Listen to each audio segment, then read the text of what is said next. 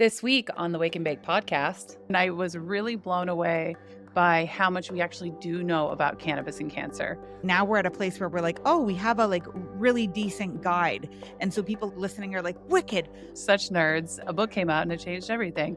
To have it compiled by a physician who has experience working in these populations for years and years, who really distilled the information and not just the research, but what he's seen work and what he's seen not work, that was huge. It felt like it unlocked the conversation so that we can go out and have it. And so that's why we're here today. This is not the rah, go cannabis episode. But why not be all rah about it? If they had a pharmaceutical drug or if they had radiation that had this level of side effects, they would be all over it. If there'd be ads on the Super Bowl, they'd be like putting it on every billboard. So maybe a little bit rah.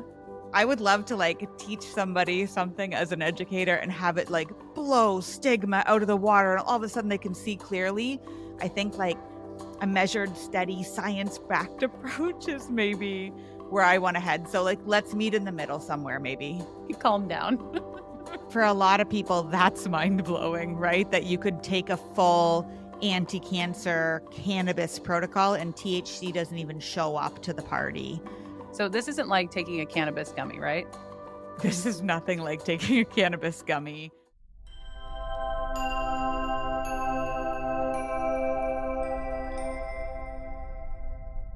Welcome to the Wake and Bake podcast. In today's episode, we're discussing cannabis and cancer.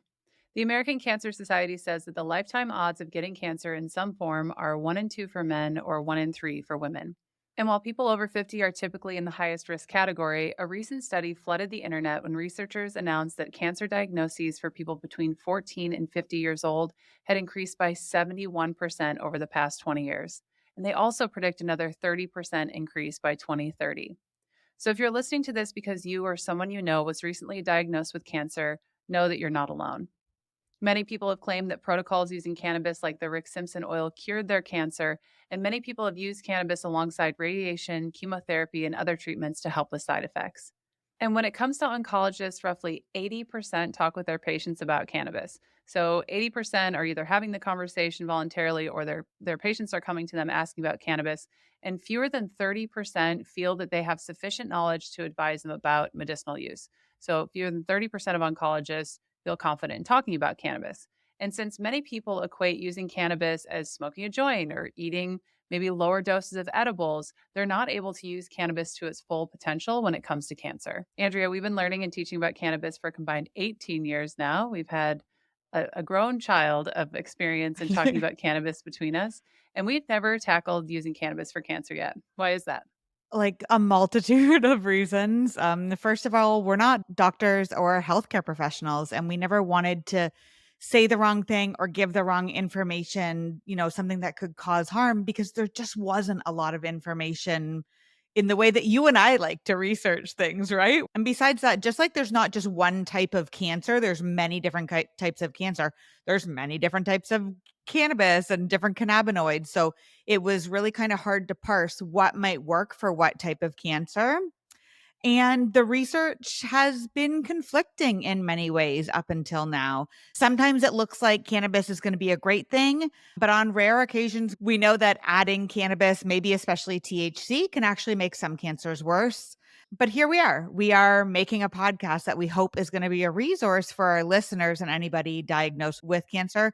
So, Corinne, tell everybody why we're here. What's changed for us? Well, I think one thing that's changed is that if you listen to one of our recent episodes with JJ about her journey with cannabis and cancer, I think watching her experience unfold, she joined CCI shortly after her diagnosis of stage 4 lung cancer, and she was using cannabis and she was having these really incredible results with it. And it eventually came through with no evidence of disease.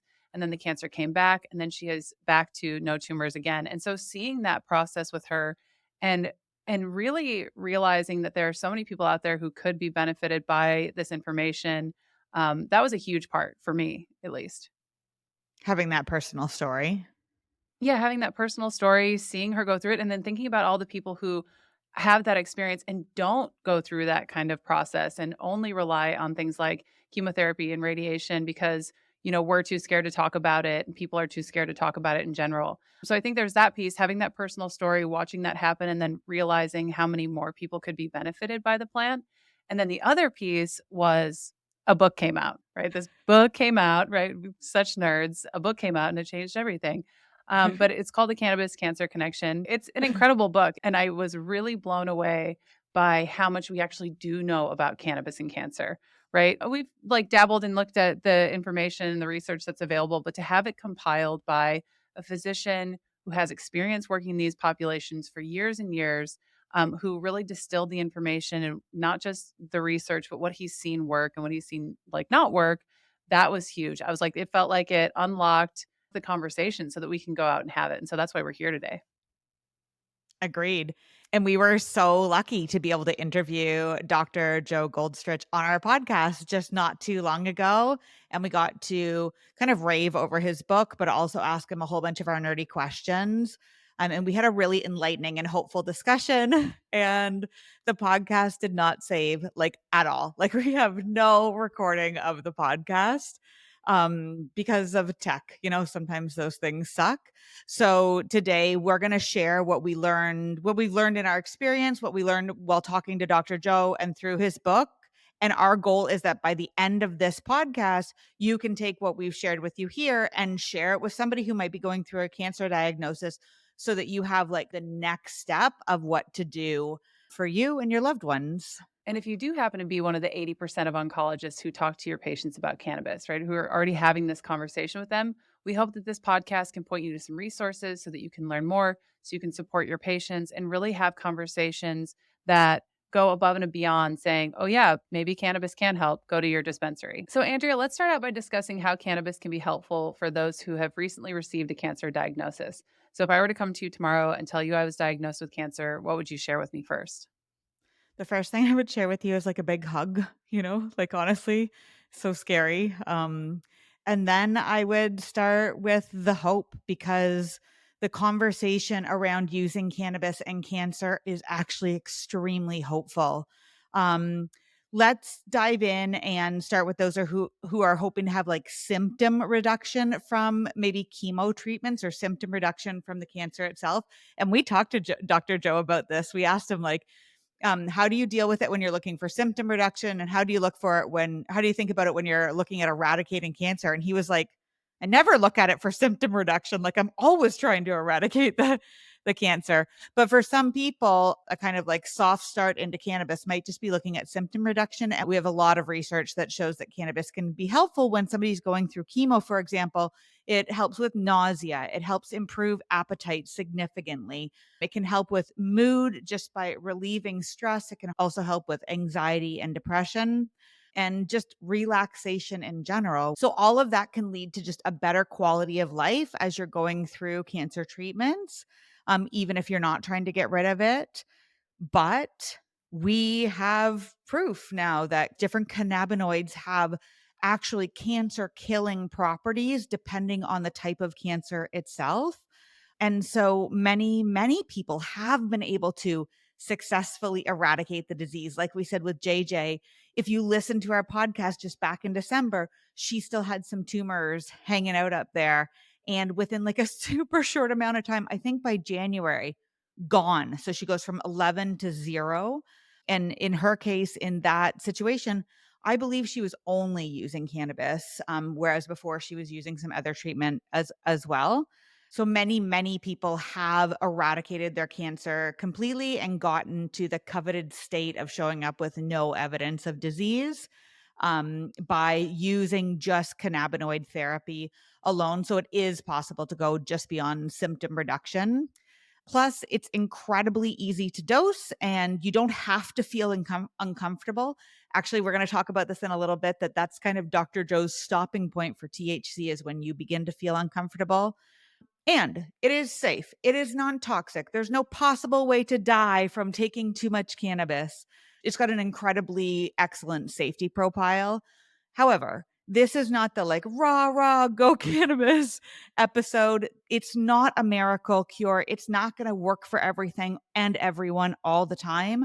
but it can be a significant part of your healing. But why not be all rah-rah about it? I mean, Andrea, come on, like, you just listed a whole bunch of things for symptom reduction and just touched on briefly the point that this can kill cancer, and it has been known to bring people to no evidence of disease. We're hearing more and more stories about it all the time. And if they had a pharmaceutical drug or if they had radiation that had this level of side effects, they would be all over it. If there'd be ads on the Super Bowl, they'd be, like, putting it on every billboard. So, like, there's a part of me that's like, I understand what you're saying, and we need to temper expectations and all of those things, but also, like, fuck, yes, cannabis. Like, I'm really excited to have this conversation today and kind of beat the brakes off a little bit about what we know now, because we have been so quiet about it for so long, and I just don't really feel like there's enough of that. It's always like, "Well, be careful and talk to your doctor."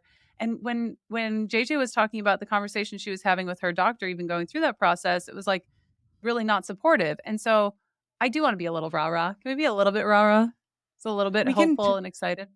Yes, let's be hopeful and excited. But I think that part of the problem here is that because in general, the general population is just coming around to the idea that cannabis might be helpful, it might be a medicine. I think if we show up all rah rah, I think it turns people off. I think they're not Mm, able to see through this like lens of prohibition that we've been living with for 100 years. Like, I would love to, like, teach somebody something as an educator and have it, like, blow stigma out of the water, and all of a sudden they can see clearly. But I think in certain cases, and especially around cancer, and especially because so much of this really nuanced information that we're gonna get into is new as well, I think, like, a measured, steady, science-backed approach is maybe where I wanna head. So, like, let's meet in the middle somewhere maybe. okay, you're right. I mean, we've been working at this for years, a child's worth of years, so I'm like, "It's time," and you're like, "No, other people aren't ready for that. Maybe calm down." Good. Good point, good point. So, Andrea, if someone gets a cancer diagnosis and is considering incorporating cannabis as part of their plan, what should they do? Where do they start? The first thing I would tell them to do is to go buy this book, The Cannabis Cancer Connection by Dr. Joe Goldstrich. As we mentioned off the top, it covers all the research that's been done just in this past few years, and it gives people an actual path for people to walk down on where they should go next. And although it's written by a doctor, it's not so nerdy that somebody who is coming into this world brand new wouldn't be able to get a lot of information and be able to feel confident about their next steps after reading it. The next step is to share with your doctor what you're learning, whether or not your doctor is amenable to hearing this information, having this conversation about what you're learning and what do they know. I think just having that conversation and keeping it open is extremely important, especially if you're doing other therapies recommended by your doctor. And then you'll decide, is cannabis going to be part of your healing regime? If it is, and we're going to get into this a little bit later, you're going to start likely using a lot of cannabinoids, um, usually in the form of something called Rick Simpson oil or Phoenix tears or concentrated cannabis oil. There's lots of different terms that all mean the same thing, which is that we've stripped the cannabinoids and the good stuff off of the plant and put it into this really thick, sticky oil. Here at the Cannabis Coaching Institute, we refer to it as full extract cannabis oil. And the short form is FECO, which I think is a terrible short form because people always think that I'm saying fecal, but that's what people are going to start taking. Oh, no. That is terrible. I had never thought about that. I say it all the time, and no one's ever pointed out that it sounds like that. Yes, Pico is incredible. And sometimes we have the worst acronyms, we have the worst names for things in this industry. I honestly think it's one of the things that is holding stigma in place, is things like green crack and phoenix tears and these things, because you're like, I don't take phoenix tears. I have a serious condition. I have something actually Yeah. happening. And I think Yeah. sometimes when we're talking about things like FICO, that people underestimate how potent and concentrated it is. So this isn't like taking a cannabis gummy, right? This is nothing like taking a cannabis gummy.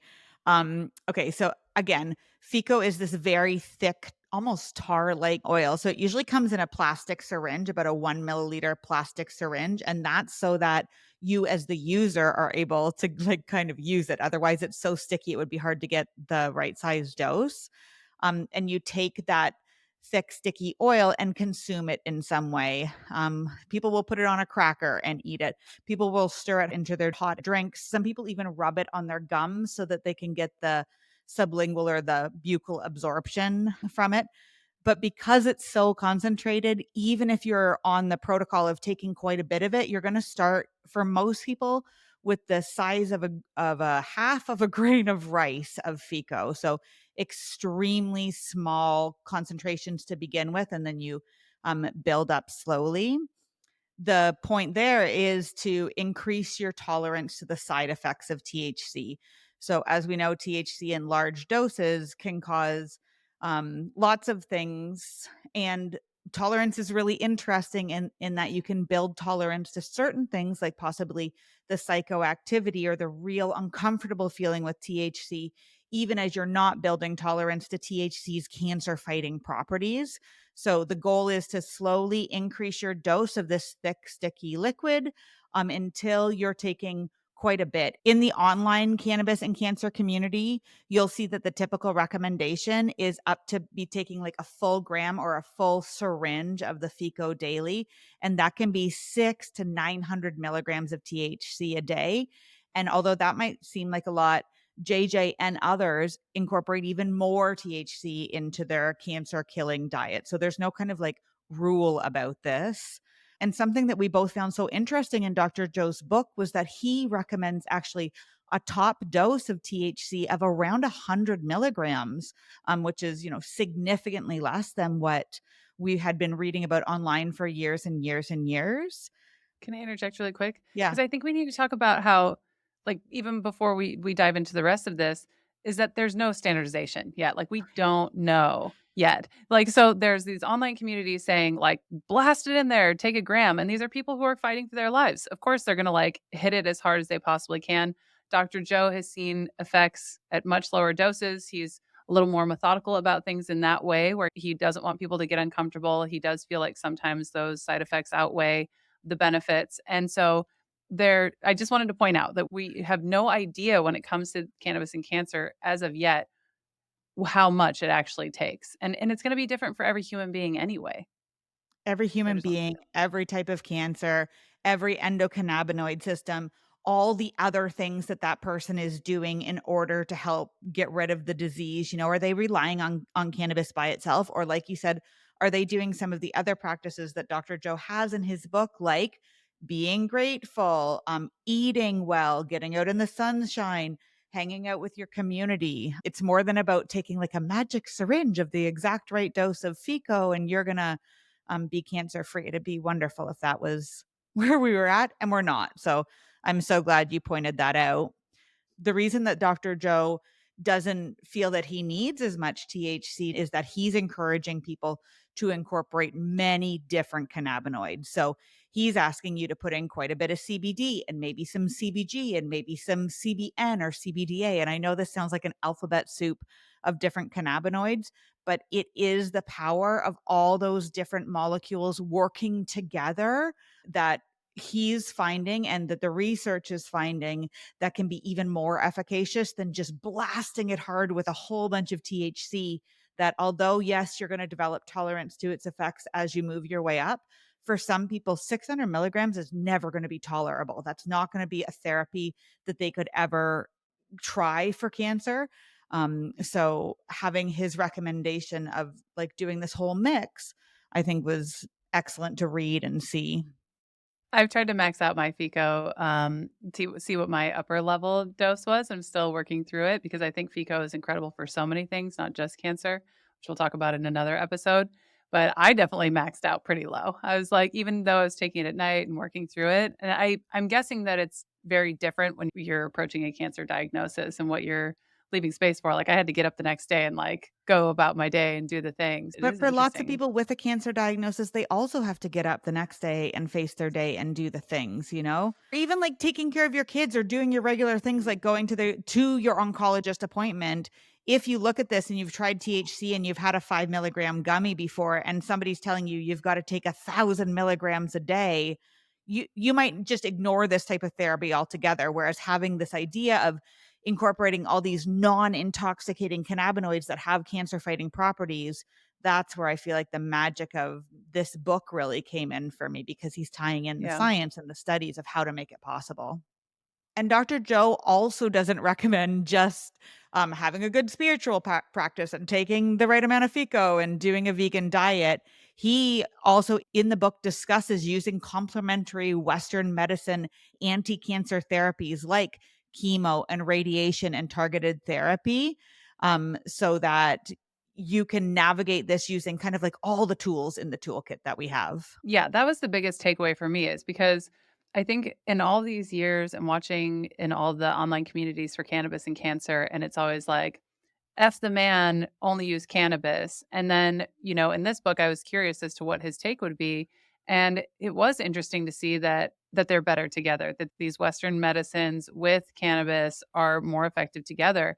And I think that that was really helpful. And again, another hopeful thing where it's not just one or the other, and you don't have to make this choice as long as you're following what he outlines in the book and you are working with your doctor and making sure that like the blood serum levels of your other medications aren't reaching, too high of a level, right? So like you do need to work with your doctor on that. You can still do traditional therapies and be using cannabis not just for symptom reduction but also for reducing tumor size and eradicating cancer. So that's what I loved about this book was that he was like, "No, no, no, don't pick either or and say I can only either do this one thing or the other thing. This is better together." That was mind-blowing to me. And like you said before, it was like it's not either or, are you gonna do THC or CBD, right? Really, like, from his book, it was like, "Let's invite a bunch of stuff to the party." Like, like, let's get everybody in here and, like, really make it more symbiotic, and I that's what I loved about the book. It was so holistically minded while keeping the idea that people are using Western medicine, and that's what they are comfortable with, and there is an efficacy of a lot of those therapies, and they're more effective with cannabis, and that's what I loved about it. That was my one of my big takeaways too, was all the information he provided about different individual cannabinoids, like CBG, for example. He said he would incorporate that into almost any cancer protocol, whereas other cannabinoids, even THC, which we're going to talk about in a second, not so much here. And the other thing that got me in this book was people are always talking about the terpenes, right? We love talking about terpenes too, and we know that terps have many possible properties in this area. And he referenced a study in there that showed that even with the terpenes like stripped out of the plant compound that was given to a group of people, it really is the cannabinoids that are doing the heavy lifting here. So even right down to diving into the plant and what is going to work and what might not work, he's got it all covered in here. Yeah, that is fascinating, especially with the terpene piece, because you hear some people saying, like, well, you don't actually need cannabis. You can use the terpenes. That's what's beneficial about cannabis. And I've been hearing that a little bit more lately than I had Mm. before. Like, you can just use lavender. Don't, like, or as opposed to trying to get your linalool from, from cannabis. And, and I do think that is a really interesting component. However, and this is like, again, just kind of circling back around to that. We know they're all better together. You don't want those isolated compounds. And that's what pharma is doing and is working towards is these isolated compounds. And that's not what is most effective that we've seen so far from both the research and from Dr. Joe's book. So, isolated compounds like CBD that are widely available, I would avoid that too. Just like that's why we love, and this is why Dr. Joe loves these concentrates that have a variety of the plant compounds in them. It's more effective. Before we get any further into the weeds here, if you are also so frustrated about the lack of education or access to these wonderful compounds that can be beneficial for things like cancer, anxiety, sleep, and the list goes on, please check out our Certified Cannabis Educator program at cannabiscoachinginstitute.com. The Certified Cannabis Educator program is now internationally accredited by the International Practitioners of Holistic Medicine, and it is a 6-month program, but you can get it done in as little as 3 months. You will have that extra support so that you can be in community as you start getting out into the world and telling people how incredible this plant can be. We'll show you how to write books and blogs, how to create podcasts and videos for YouTube, how to host workshops and retreats, and more. So if you know that you're feeling the call to work with this plant and make sure that people know how incredible it is, go to cannabiscoachinginstitute.com and we will see you there. All right, now let's get back into the weeds. The other thing that he talked about being much more effective, and we've been referencing this a lot lately, is that cannabinoid therapy is much more effective when it is consumed rather than inhaled. When we got off the interview with him, you were loving how he talked about keeping the cancer cells bathed in cannabinoids. So making sure that you're taking, enough doses throughout the day to make sure that there isn't a point in time where those cancer cells don't have access to like cancer fighting properties from cannabinoids. And that's all about, again, eating your cannabis and not inhaling it. Or topically. That's I've been thinking about that topically as well because he briefly touched on that for certain types of skin cancers, not all. That like that it having contact all the time as opposed to like I'll just put a little bit on here every once in a while. Yes, that idea of the saturation piece and like really being consistent, it not only helped with conceiving how to make cannabis more effective for cancer, but also like how to make cannabis more effective for so many different issues. Like, how do we keep that consistency going? Because I think that's the number one thing that I've seen over these years is that people are like, well, sometimes it works and sometimes it doesn't. If you really are trying to reset your endocannabinoid system, if you're trying to do some heavy lifting work like you are when you're talking about cannabis and cancer, that saturation point does need to be hit. And what I loved about his book and in talking with him is that like there's a level. We know that there's a level of like point. Remember what was it? Do you remember what it was? I don't remember the Off the top. numbers, but like, yeah, a Read the book, number. everybody, read the book. There's a number and you're like, "Oh, well, that's the blood level that you need to maintain in order for your receptors to be constantly bathed in this." Now, we could talk about the difference between, like, why that doesn't work with smoking because, like, it goes up and then it goes down. The blood serum level will not be consistent. So, that's why when people talk about cannabis and cancer and automatically think what they do when you talk about cannabis as medicine in general, which is like flower or vape pen, because that's the top two categories, or like you said, like moderate dose edibles, a 10 milligram edible. That's why those things aren't helpful in this conversation. It's a different conversation. It's a totally different conversation. Yeah, and so we did get a little nerdy already in this podcast. Andrea and I can't help it. But one thing that we both loved about the way that the book is laid out is that it can be used as a resource guide. So not only does Dr. Joe talk about the different cannabinoids and different cancer killing formulations, he goes into the research on individual types of cancer and he gives his best recommendations for eradicating those and like whether or not certain types of cancer are have he's found benefit for them or not. It's so helpful to have just around your house because if something happens and you hear of somebody who's got something going on, you can look and say, "Is cannabis good for this?" As opposed to just going out and saying like, "Hey, you have cancer, try cannabis." I think that's what one of the things that I love the most.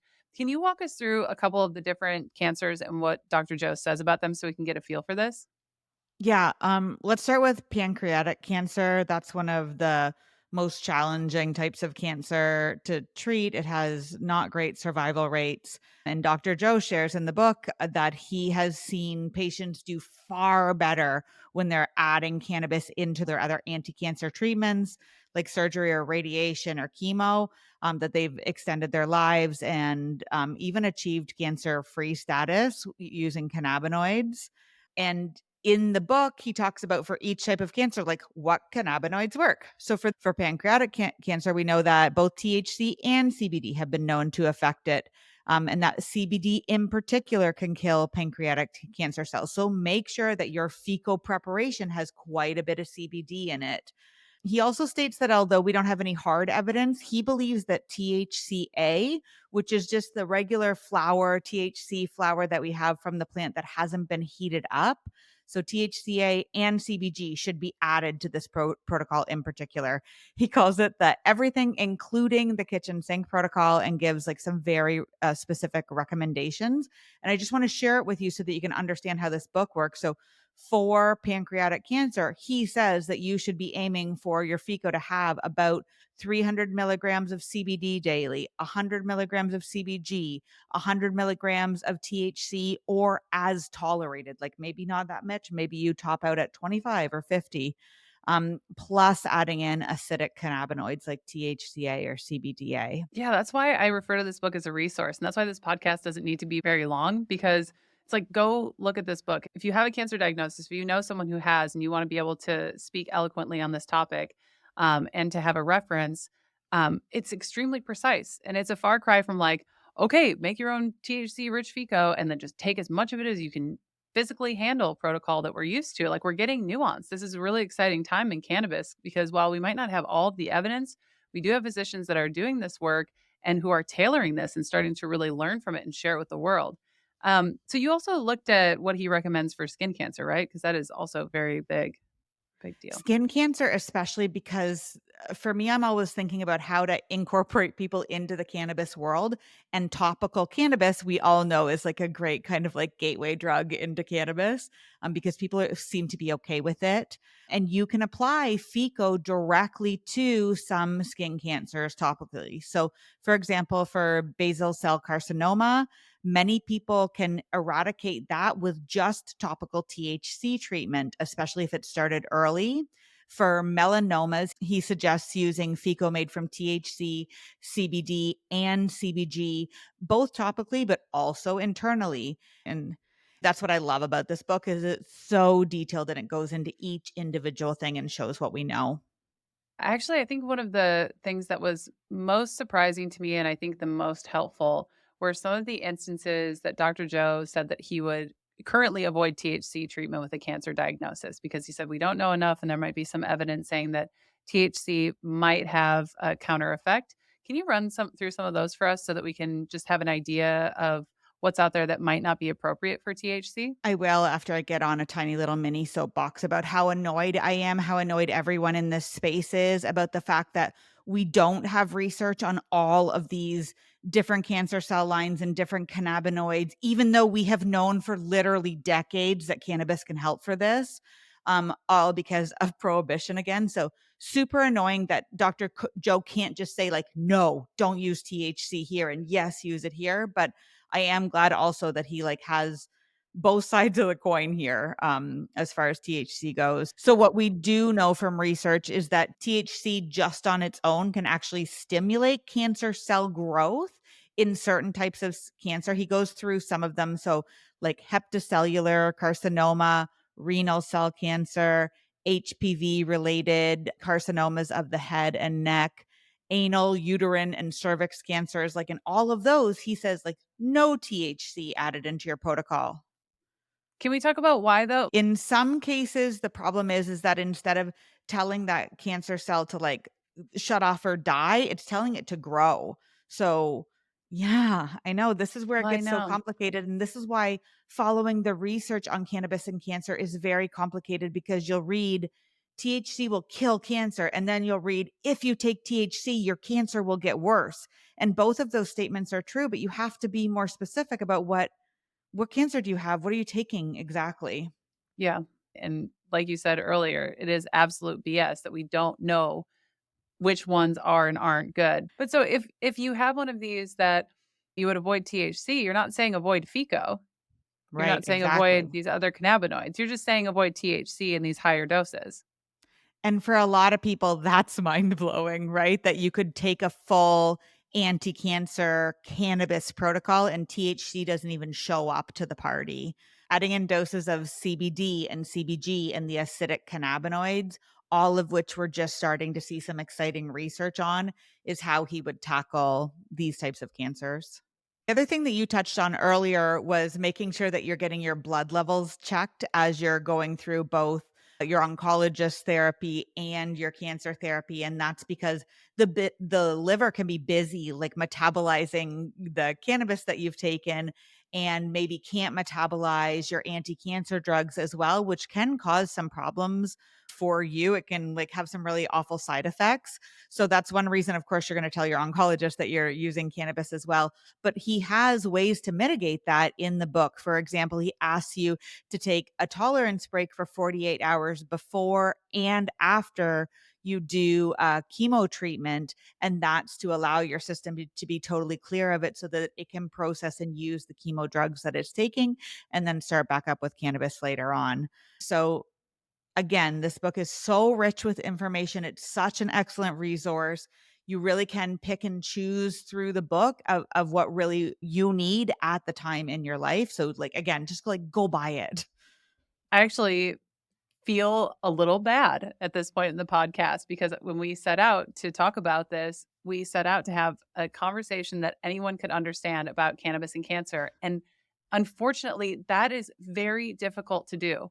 I would say we tried our best, but it is very, very difficult to have a conversation that is in depth and that covers all the bases, if not impossible, and keep that in a non-alphabet soup, non-nerdy thing. That's what I love about this book, and that's why we're here talking about this topic in general, is that he does a really great job of being able to temper expectations, give the types of guidance that you aren't typically getting from oncologists and physicians in a way that you can take it page by page and step by step.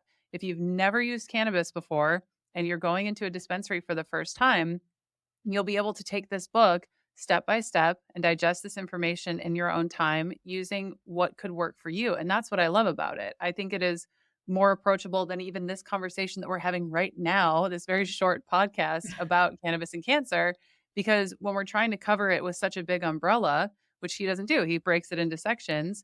It's just really difficult to not get into the weeds about it. And we hope that as you're listening to this, you're not feeling overwhelmed by the amount of information that we're sharing with you and saying, well, does this apply? Does that apply? This is conflicting. And we hope that it doesn't shut you down in terms of whether or not this is a potential therapy for you or potential treatment for you. We hope that you go out and buy the book. And once you get the book, you'll be able to tell whether or not it is a good option for you. I actually now feel a little bit bad on the podcast too, because now we have the information, right? Now we're at a place where we're like, oh, we have a like really decent guide. And so people listening are like, wicked, I can go to the dispensary with my guide. And then they're going to get there and they're going to ask for, could I have a FICO that has CBG and CBD and in it? And we're back at a place where we have the knowledge, but lots of people don't have the access for this. So, we're not trying to leave you hanging there either because it is relatively easy to make your own custom blend of FICO that meets all of your specifications if you're in a place in the world where you have access to all these different cannabinoids. So we do have that on the Wake and Bake blog. We'll link that down below. JJ's recipe, actually. So the Mhm. same recipe that JJ used for her lung cancer and for her brain tumors is on the Wake and Bake site. So we'll share that as well. If you are in a place like I'm in Washington right now, it's been the most magical thing in the world. I can walk into a dispensary and there's literally a wall of FICO. I'm not trying to brag. Don't, don't give me that face, Andrea. I'm very excited about it.